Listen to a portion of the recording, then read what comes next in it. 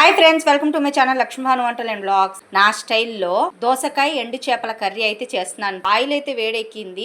శుభ్రం చేసుకున్న ఎండు చేప ముక్కల్ని నూనెలో వేపుకుందాము. చిటికేడు పసుపు, చిటికేడు కారం వేసుకొని నూనెలో వేపుకుందాము. ఎండు చేపల్ని వేపించేసుకున్నాము. ప్లేట్లో తీసేసుకుందాం.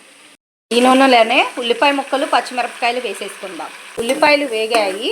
ఇప్పుడు దోసకాయ ముక్కలు వేసేసుకుందాము.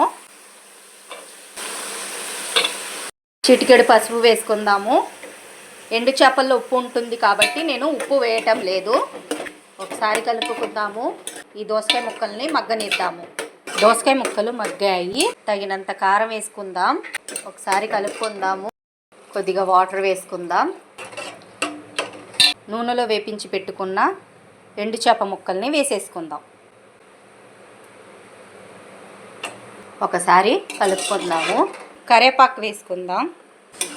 ఒకసారి కలుపుకుందాం. దగ్గర పడేంత వరకు ఉడకనిద్దాము. దోసకాయ ఎండు చేపల కర్రీ ఒకసారి కలుపుకుందాము. దగ్గర పడింది. ఈ దోసకాయ ఎండు చేపల కర్రీ చాలా బాగుంటుంది. ఈ దోసకాయ ఎండు చేపల curry ready friends. My channel Lakshmi Bhanu వంటలు అండ్ బ్లాగ్స్ ఫస్ట్ టైం చూసినట్లయితే లైక్ చేయండి, షేర్ చేయండి, సబ్స్క్రైబ్ చేయండి ఫ్రెండ్స్.